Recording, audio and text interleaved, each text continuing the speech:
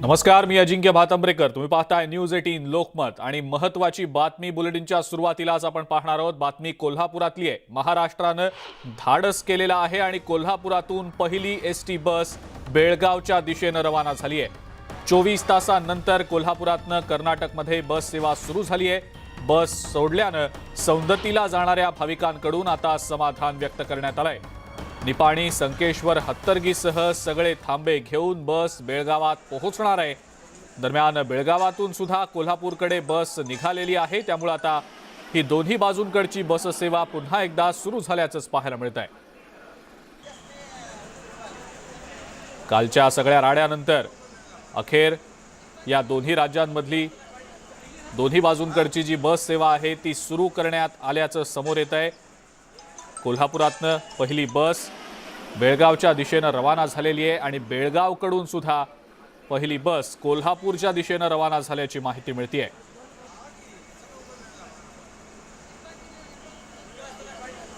चोवीस तासांनंतर अखेर ही बस सेवा सुरू झालेली आहे.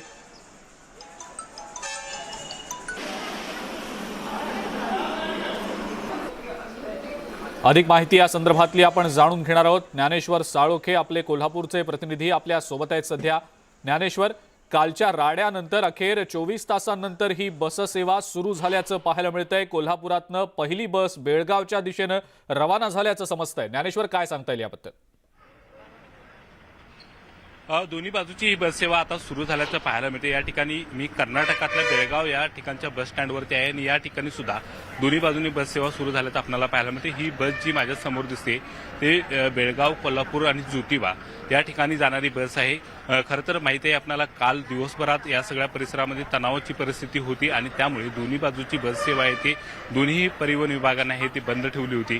मात्र आज सकाळपासून ही बस सेवा आहे ती पुन्हा एकदा सुरळीत झाल्याचं आपल्याला पाहायला मिळते. आपल्याला माहिती आहे की दोन्ही राज्यांच्या मुख्यमंत्र्यांनी फोनद्वारे एकमेकांशी संपर्क साधला आणि या दोन्ही परिसरामध्ये शांततेची स्थिती राहील अशा पद्धतीचं दोन्ही एकमेकांना ते आश्वासन दिलं. आपल्याला माहिती आहे शरद पवार यांनी सुद्धा 24 तासामध्ये ही परिस्थिती या ठिकाणी निवळली पाहिजे, तणाव शांत झाला पाहिजे, अन्यथा मी बेळगावात जाऊ अशा पद्धतीचा इशारा सुद्धा दिला होता. आणि एकूणच या सगळ्याचा परिणाम म्हणून सध्या या ठिकाणची जी तणावाची स्थिती होती ती काही अंशी निवळल्याचं आपल्याला पाहायला मिळते. मात्र आज एकूणच संसदेमध्ये ज्या पद्धतीनं सगळे खासदार आहेत ते आपली भूमिका मांडणार आहेत आणि त्या भूमिकेनंतर नेमकं काय होतं हे पाहणं महत्त्वाचं असणार आहे. मात्र सध्या या ठिकाणी पाहायला गेले तर बेळगावमध्ये सुद्धा शांततेचं वातावरण आहे आणि दोन्ही बाजूची बस सेवा म्हणजे आंतरराज्य बस सेवा आहे ही सुरू झाल्याचं आपल्याला पाहायला मिळते. बरं ज्ञानेश्वर, धन्यवाद. सविस्तर माहिती आपण दिलीत त्याबद्दल आणि या संदर्भातले अपडेट्स आपण वेळोवेळेला जाणून घेणारच आहोत. आपण पाहतो आहोत दोन्ही राज्यांमधली ही बस सेवा आता सुरू झाल्याचं दिसतंय. पुढची महत्त्वाची बातमी बघूया. आजपासून संसदेच्या हिवाळी अधिवेशनाला सुरुवात होतीये. आज पहिल्याच दिवशी संसदेत महाराष्ट्र कर्नाटक सीमा वादाचे पडसाद उमटण्याची शक्यता आहे आणि या महत्त्वाच्या मुद्द्यावरून बाळासाहेबांची शिवसेना आणि उद्धव ठाकरेंची शिवसेना हे दोन्ही पक्ष संसदेत आमने सामने येण्याची चिन्ह दिसत आहेत. याच मुद्द्यावर बाळासाहेबांची शिवसेना पक्षाचे खासदार केंद्रीय गृहमंत्री अमित शहा यांची भेट घेणार आहेत. महाराष्ट्र कर्नाटक सीमावादाबाबत खासदार अमित शहांची भेट घेऊन त्यांच्यासोबत परिस्थितीबाबत चर्चा करणार आहेत.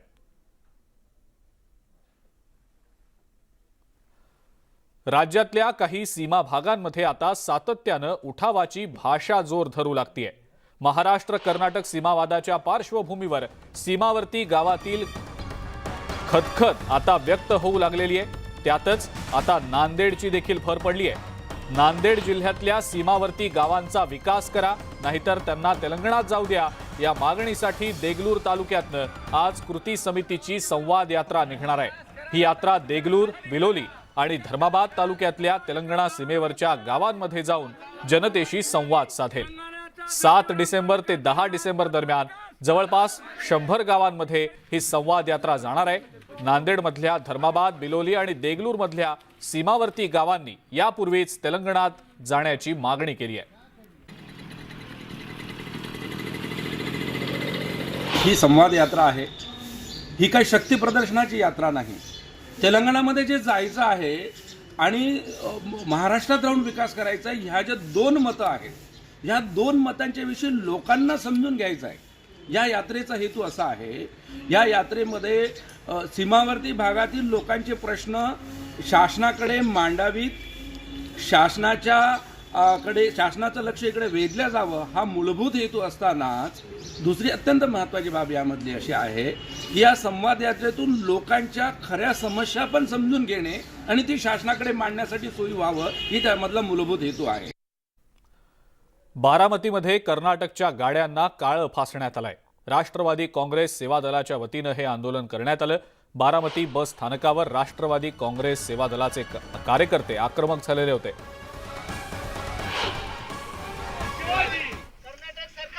काल रात्रीच्या सुमारास कर्नाटक सरकारचा निषेध करत या कार्यकर्त्यांनी कर्नाटकच्या बस गाड्यांना काळं फासलं. जय भवानी जय शिवाजीच्या घोषणा देत या कर्नाटकच्या गाड्यांवर जय महाराष्ट्र असं देखील लिहिण्यात आलं. कर्नाटक सरकारचा निषेध करत आहोत. जय शिवाजी. औरंगाबादमध्ये सुद्धा कर्नाटकच्या बसेसवर उद्धव बाळासाहेब ठाकरे शिवसेनेच्या वतीनं काळं फासण्यात आल्याचा प्रकार घडलाय. कर्नाटक सरकारच्या विरोधात युवा सेना आक्रमक झाल्याचंही पाहायला मिळालं. कर्नाटकमधल्या वाहनांवर जय महाराष्ट्र असं लिहत कर्नाटक नावाला काळं फासण्यात आलं. या व्यतिरिक्त कर्नाटक सरकारच्या विरोधात जोरदार घोषणाबाजी देखील करण्यात आली.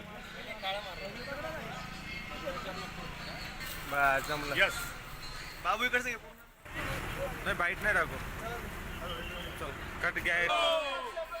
कर्नाटक महाराष्ट्र सीमावादावरून दोन्ही राज्यांमधलं वातावरण पेटलेलं असताना मुख्यमंत्री एकनाथ शिंदे यांच्या वर्षा या निवासस्थानी राज्यातल्या मंत्र्यांची बैठक पार पडली. या बैठकीनंतर मंत्री उदय सामंत यांनी मुख्यमंत्री एकनाथ शिंदे आणि कर्नाटकचे मुख्यमंत्री बोम्मई यांच्यात फोनवरून चर्चा झाल्याचं सांगितलं.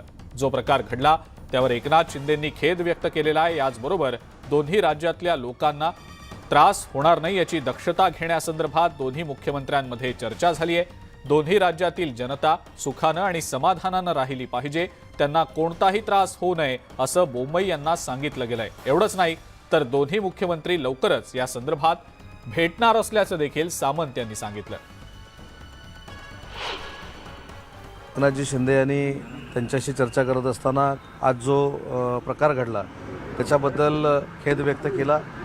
खेद व्यक्त केल्यानंतर मुख्यमंत्री महोदय कर्नाटक यांनी देखील सांगितलं की सकाळचा जो प्रकार झालेला आहे त्या सगळ्या लोकांवर कायदेशीर कारवाई केली जाईल. काही लोकांवर कायदेशीर कारवाई केली आहे आणि दोन्ही राज्यातल्या लोकांना त्रास होणार नाही अशा पद्धतीची दक्षता घेण्याच्या संदर्भात दोन्हीही मुख्यमंत्र्यांमध्ये चर्चा झाली आणि सकारात्मक चर्चा झाली. एवढ्यापुरतीच चर्चा झाली नाही तर काही कालावधीनंतर दोन्ही मुख्यमंत्री हे भेटणार आहेत अशी देखील चर्चा झालेली आहे. महाराष्ट्र कर्नाटक सीमावादाला हिंसक वळण लागल्यानंतर राज्याचे गृहमंत्री आणि उपमुख्यमंत्री देवेंद्र फडणवीस यांनी या वादाच्या पार्श्वभूमीवर राज्य सरकारची भूमिका मांडली आहे. सीमावादावर कर्नाटकच्या मुख्यमंत्र्यांकडे नाराजी व्यक्त केली असून कायदा हातात घेणाऱ्यांवर तात्काळ कारवाई करण्याची मागणी केल्याचं फडणवीस यांनी सांगितलं. तसंच हा विषय केंद्रीय गृहमंत्री अमित शहा यांच्या कानावर घालणार असल्याचं सांगताना शरद पवार यांना बेळगावात जाण्याची गरजच पडणार नाही अशी प्रतिक्रिया पवारांच्या अल्टिमेटमवर फडणवीस यांनी दिली आहे. मी स्वतः कर्नाटकच्या मुख्यमंत्र्यांशी बोललो. मी नाराजी देखील व्यक्त केली, चिंताही व्यक्त केली आणि अपेक्षा व्यक्त केली की ते तात्काळ त्याच्यावर कारवाई केली पाहिजे. कर्नाटकच्या मुख्यमंत्र्यांनी मला ॲश्युअर केलं की तात्काळ त्या ठिकाणी कारवाई केली जाईल आणि जे लोक अशा प्रकारच्या घटना करतायत त्यांच्यावर सरकार कारवाई करेल. आणि त्यांनी हे देखील मला ॲश्युअर केलं की या बाबतीत सरकार कोणालाही पाठिंबा देणार नाही. आपल्या संविधानानं कोणालाही कुठल्याही राज्यामध्ये जाण्याचा अधिकार दिलेला आहे, बिझनेस करायचा अधिकार दिलेला आहे, राहण्याचा अधिकार दिला आहे, कोणी थांबवू शकत नाही. त्यामुळे जर एखाद्या राज्यामध्ये याची पायमल्ली होत असेल तर त्या राज्य सरकारने ते रोखण्याचं काम केलं पाहिजे. आणि जर असं लक्षात आलं की राज्य सरकार रोखत नाही आहे तर निश्चित ते केंद्रापर्यंत घेऊन जावं लागेल. त्यामुळे आत्ता तरी कर्नाटकच्या मुख्यमंत्र्यांनी जे सांगितलं आहे ते घडतं आहे की नाही मी पाहतोय आणि त्याचसोबत त्या संदर्भातलं सगळी माहिती ही देशाचे गृहमंत्री यांच्यापर्यंत मी पोचवणार. मला असं वाटतं आणि कर्नाटक राज्याला देखील माझं सांगणं आहे की सर्वोच्च न्यायालयामध्ये या संदर्भातली सुनावणी चालली असताना कुठलेही चिथावणीखोर वक्तव्य करणं किंवा तिथली परिस्थिती बिघडवणं हे योग्य नाही आहे, ते कायदेशीरही नाही आहे आणि दोन्ही राज्यांच्या हिताचंही नाही आहे. मला असं वाटतं की शेवटी त्या भागात राहणारे जे आपले लोक आहेत ते नेहमीच आमच्या सगळ्यांच्या संपर्कात असतात, आमच्याशी देखील ते बोलत असतात. त्यांची अपेक्षा आणि सार्थ अशी अपेक्षा असते की आपल्या लोकांनी आपल्याला पाठिंबा दिला पाहिजे, तो आपण देतो देखील. पण मला असं वाटतं की 48 तासामध्ये पवारसाहेबांना जाण्याची वेळ काही त्या ठिकाणी येणार नाही. निश्चितपणे तिथलं सरकार, केंद्र सरकार आणि राज्य सरकार हे या परिस्थितीवर आटोक्यात आणण्याचा प्रयत्न करेल. पण महाराष्ट्रातल्याही लोकांना माझी विनंती आहे की ॲक्शनला रिॲक्शन दिली तर या गोष्टी वाढत जातील, या कोणाच्या हिताच्या नाही आहेत. कर्नाटकच्या हुल्लडबाजीला महाराष्ट्र घाबरणार नाही असा थेट इशारा भाजपचे नेते आशिष शेलार यांनी कर्नाटकला दिलाय. महाराष्ट्राच्या वाहनांवर हल्ला करणाऱ्यांना अटक करणं ही आता कर्नाटक सरकारची जबाबदारी असल्याचंही आशिष शेलार म्हणाले. मराठी लोकांना सुरक्षा द्यायची जबाबदारी कर्नाटक सरकारची असल्याचंही शेलार यांनी सांगितलं. महाराष्ट्रात येणाऱ्या कर्नाटकमधल्या गाड्यांवरही काचा आहेत, हे कानडी संघटनेनं लक्षात ठेवावं असा इशारा सुद्धा आशिष शेलार यांनी दिलेला आहे. सकाळपासून जी काही हुल्लडबाजी कर्नाटकात विशेषतः काही गावांच्या ठिकाणी आमच्या महाराष्ट्रातल्या गाड्यांच्या काचांवर दगडफेक करून केली, ह्या हुल्लडबाजीला महाराष्ट्र घाबरणार नाही, महाराष्ट्र बदणार नाही. त्यामुळे ज्या संस्थांनी हे केलंय त्या कर्नाटकातल्या संस्थांवर कारवाई करणे, त्यांना मुस्कट बांधून अटक करणे ही कर्नाटकच्या तिथल्या सरकारची जबाबदारी आहे. माथेपुरू हुल्लडबाजीपणाचा कार्यक्रम केलाच तर महाराष्ट्रात येणाऱ्या कर्नाटकांच्या गाड्यांच्या वर सुद्धा काचाच आहेत, या त्यांनी लक्षात ठेवाव्यात. यानंतरची ब्रेकिंग न्यूज आपण बघणार आहोत ती म्हणजे दिल्ली महानगरपालिका निवडणुकीच्या संदर्भातली ही ब्रेकिंग न्यूज आहे. भाजप 124 जागांवर आघाडीवर असल्याची माहिती मिळतेय, तर आम आदमी पार्टी 121 जागांवर आघाडीवर आहे. दिल्लीमध्ये भाजप आणि आपमध्ये चुरशीची लढाई पाहायला मिळतेय. दिल्ली महानगरपालिकेवर नेमकं कुणाचं वर्चस्व असणार हे आज कळणार आहे. भाजप 124 जागांवर तर आप 121 जागांवर सध्या आघाडीवर आहे. या संदर्भातली अधिक माहिती आपण जाणून घेणार आहोत. आपले नवी दिल्लीचे प्रतिनिधी प्रशांत लीला रामदास सध्या आपल्या सोबत आहेत. प्रशांत, दिल्ली महानगरपालिकेवर नेमकं कुणाचं वर्चस्व असणार, भाजपचं की आम आदमी पार्टीचं, याचा फैसला आज होणार आहे. काय निकाल सध्याचे समोर येत आहे? नाही, ज्या पद्धतीनं कल येत आहे, सकाळी 8 वाजेपासून कल यायला सुरुवात झाली. जवळपास साधारणतः 1 तास 10 मिनिटं झालेली आहे. आणि यामध्ये जर बघितलं आपण साधारणतः जे पहिल्या टप्प्यातले कल आहे त्या कलामध्ये भारतीय जनता पक्ष सध्या आघाडीवर दिसत आहे. त्यांना 124 जागांवरती ती आघाडीवरती आहे. तर आम आदमी पक्ष ज्याला बहुमताची त्याला बहुमतासंदर्भात ज्या पद्धतीने एक्झिट पोल आले होते की 170पेक्षा जास्त जागा त्यांना मिळेल, ती आता आम आदमी पक्ष त्यांना 121 जागा मिळाल्या आहे. आणि काँग्रेस आणि इतर पक्षांचं अजूनही ज्या पद्धतीने खातं उघडायला पाहिजे त्यावर उघडलं नाही आहे. काँग्रेस काही ठिकाणी आघाडीवर असल्याची माहिती पुढे आली आहे. पण महत्त्वाचं म्हणजे जर बघितलं 250 जागांची ही MCD आहे, ज्याला दिल्ली महानगरपालिका असं संबोधलं जातं. आणि त्यामध्ये ज्या पद्धतीने कल येत आहे, पहिल्या टप्प्यातल्या कलामध्ये भारतीय जनता पक्ष आघाडीवर आहे आणि आम आदमी पक्षही देखील मागे पुढे आहेत. याचा अर्थ ही चुरशीची लढत सध्या या दोन्ही पक्षांमध्ये भाजप आणि आम आदमी पक्षामध्ये पाहायला मिळते. जसे ते वेळ जाईल साधारणतः 10 वाजेपर्यंत हे संपूर्ण चित्र स्पष्ट होईल अशी शक्यता व्यक्त केली जात आहे. सध्या जर बघितलं आपण तर 250 जागांचे कल आलेले आहेत. त्यामध्ये ज्या पद्धतीने या सगळ्या कलमध्ये एकीकडे भारतीय जनता पक्ष सगळ्यात आघाडीवर दिसत आहे, सगळ्यात मोठा पक्ष म्हणून पुढे येतोय. हे असं असताना जे स्पष्ट निकाल आहे ते साधारणतः 10 नंतर पुढे यायला सुरुवात होईल आणि तेव्हा स्पष्टपणे सांगता येईल की दिल्ली महानगरपालिकेवरती कोणाची सत्ता असणार. बरं प्रशांत, धन्यवाद. सविस्तर माहिती आपण दिलीत त्याबद्दल. या निकालांच्या संदर्भातले अपडेट्स देखील आपण वेळोवेळेला जाणून घेणारच आहोत. पुढची महत्त्वाची बातमी बघूया. बातमी सोलापुरातली आहे. पुण्यश्लोक अहिल्यादेवी होळकर सोलापूर विद्यापीठाकडून साहित्यरत्न अण्णाभाऊ साठे यांना मरणोत्तर डॉक्टरेट देण्याचा ठराव मंजूर करण्यात आला. मात्र विद्यापीठ अधिसभेकडून या प्रस्तावाला मंजुरी मिळाली नाही. त्याविरोधात डेमोक्रॅटिक पार्टी ऑफ इंडिया पक्षाकडून निषेध व्यक्त करण्यात आलेला आहे. सोलापूर विद्यापीठातल्या सभागृहात या पक्षाच्या कार्यकर्त्यांनी जोरदार घोषणाबाजी केली आहे. कुलगुरू फडणवीसांसमोर कार्यकर्त्यांनी जोरदार घोषणाबाजी केल्यामुळे काही काळ गोंधळाचं वातावरण निर्माण झालं होतं.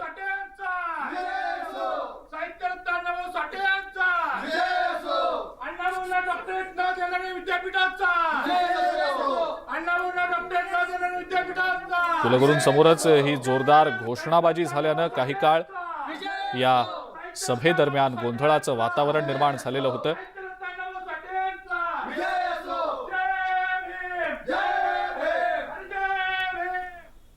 पुढची आणखीन एक महत्त्वाची बातमी आपण बघणार आहोत. सीमा प्रश्नासंदर्भामध्ये महाराष्ट्र आणि कर्नाटक दरम्यान सध्या तणावाचं वातावरण आहे.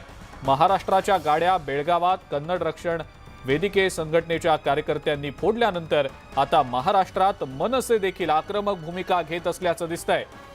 कुठेही कायदा आणि सुव्यवस्था धोक्यात येऊ नये म्हणून अनेक मनसे पदाधिकाऱ्यांना पोलिसांकडून या संदर्भात नोटिसा पाठवण्यात आल्याची माहिती मिळतेय.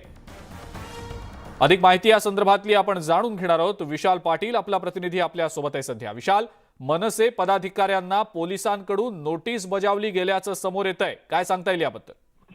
अजिंक्य, मुंबई पोलिसांकडनं महाराष्ट्र नवनिर्माण सेनेच्या कार्यकर्त्यांना सीमावादाच्या बाबतीत आता नोटिसा ज्या आहेत ह्या येऊ लागलेल्या आहेत. एकंदरीत जर पाहायला गेलं तर काल मनसेकडनं जो ग्रामीण भाग आहे या ग्रामीण भागामध्ये आक्रमक भूमिका घेण्यात आली होती आणि त्याच पार्श्वभूमीवरती मुंबईतील आता कार्यकर्त्यांना मुंबई पोलिसांकडनं नोटिसा ज्या आहेत ह्या दिल्या जात आहेत. कायदा सुव्यवस्थेचा प्रश्न निर्माण होऊ नये म्हणून या नोटीस ज्या आहेत ह्या मनसे कार्यकर्त्यांना देण्यात आलेल्या आहेत. सद्यस्थितीला फक्त कुर्ला या विभागातील कार्यकर्त्यांना मोठ्या प्रमाणात नोटिसा देण्यात आलेल्या आहेत, कारण की आपल्याला माहिती आहे कुर्ल्यामध्ये सीमा भागातील अनेक लोक जे आहेत हे वास्तव्यासाठी असतात. त्याच अनुषंगानं या कार्यकर्त्यांना जे आहेत ह्या नोटिसा देण्यात आलेल्या आहेत. या बाबतीत मनसेकडनं आता एक अधिकृत भूमिका सुद्धा जी आहे ही जाहीर करण्यात येणार आहे. साधारणतः एक 10 वाजता मनसेकडनं अधिकृत भूमिका जी आहे ती या सगळ्या प्रकरणावरती जाहीर करण्यात येईल. मात्र आता ज्या पद्धतीनं कर्नाटकामध्ये महाराष्ट्राच्या गाड्यांवरती हल्ले झाले याच हल्ल्याचा निषेध करण्यासाठी मनसे कार्यकर्ते जे आहेत हे सोशल मीडिया आणि काही ठिकाणी प्रत्यक्षात आक्रमक झाले होते आणि त्याच अनुषंगानं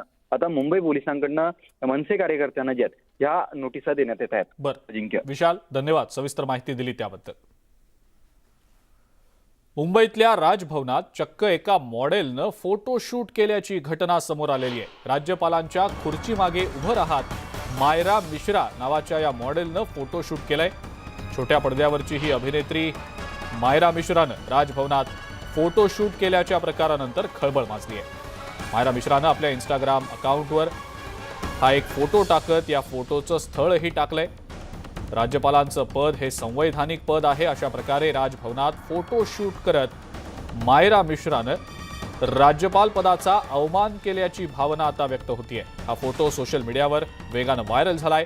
फोटो काढून या मॉडेलनं संवैधानिक पदाचा अपमान केल्याची जोरदार चर्चा सुरू आहे. या सगळ्या प्रकारानंतर राजभवनानं दिलेल्या स्पष्टीकरणावर देखील नजर टाकूया. फोटो काढणारी तरुणी सोमवारी राजभवनात एका व्हिजिटर महिलेसोबत आलेली होती.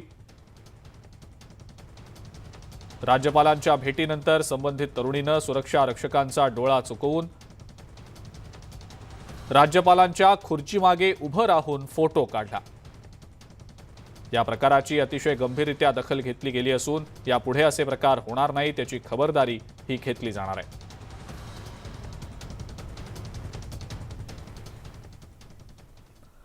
पुढची ब्रेकिंग न्यूज बघूया आपण. सिंधुदुर्ग जिल्ह्यातले ठाकरे पक्षातले आमदार वैभव नाईक यांची लाचलुचपत प्रतिबंधक विभागानं चौकशी केल्यानंतर आता राजापूर विधानसभा मतदारसंघातले ठाकरे पक्षातले आमदार राजन साळवी यांची सुद्धा एसीबी कडून चौकशी होणार आहे आणि याबाबत एसीबीनं साळवींना नोटीस बजावली असून 13 डिसेंबरला त्यांना चौकशीसाठी हजर राहण्यास सांगण्यात आलेलं आहे.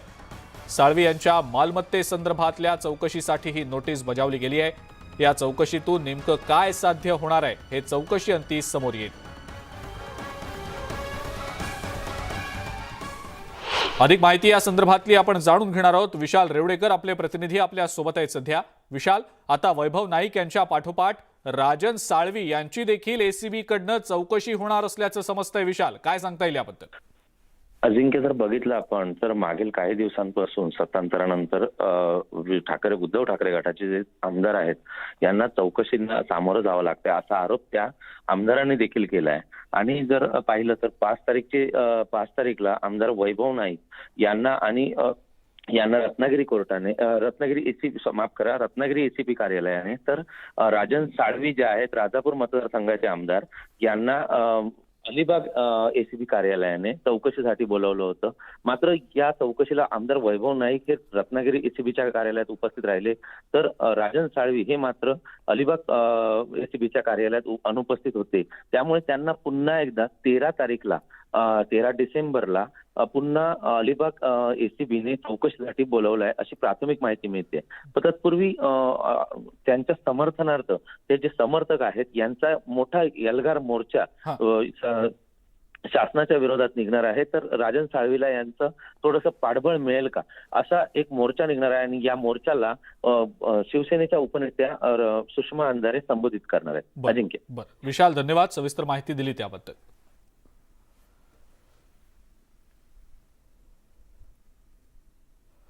पुढची बातमी मुंबईकरांसाठी अत्यंत महत्त्वाची आहे. दिल्ली पाठोपाठ आता मुंबईतल्या हवेची गुणवत्ता देखील खालावली आहे. समुद्री वाऱ्यांचा वेग मंदावल्यानं वातावरणातली धूर आणि धुक्यामुळे हवेची पातळी अत्यंत खालावली आहे. हवेत तरंगणाऱ्या अतिसूक्ष्म धूलिकणांचं प्रमाण लक्षणीयरित्या वाढल्यानं त्याचा आता प्रकृतीवर परिणाम होण्याची देखील शक्यता वर्तवण्यात आलेली आहे. त्यामुळे आता मुंबईकरांना आपल्या प्रकृतीची काळजी घ्यावी लागणार आहे.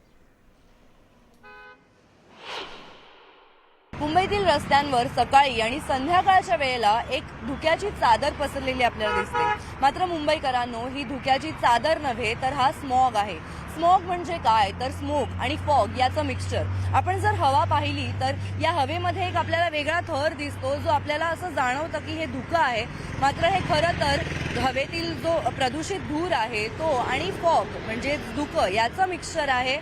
मुंबईकरांना याचा प्रचंड त्रास होतोय. आपण जर पाहिलं तर मुंबईची स्कायलाईन या धुक्याच्या चादरीमध्ये या स्मॉगमध्ये हरवलेली आहे. आपल्याला जवळच्या गोष्टी दिसत आहेत मात्र दूरवरच्या इमारती आपण जर पाहायला गेलो तर आपल्याला त्या दिसत नाहीयेत. याचं कारण आहे हा स्मॉग. हा स्मॉग मुंबईमध्ये येण्याचं कारण ते म्हणजे मुंबईतील समुद्री जे वारे असतात, खारे वारे असतात, त्याचं प्रमाण अतिशय कमी झालंय, त्याचा वेग अत्यंत कमी झालाय. त्यामुळे कचऱ्याचा जो धूर असतो किंवा प्रदूषणाचा जो धूर असतो तो मुंबईतच अडकून राहतोय आणि या स्मॉगमुळे मुंबईकरांना अतिशय वेगवेगळ्या प्रकारच्या आजारांना, श्वसनाच्या आजारांना सामोरं जावं लागतंय.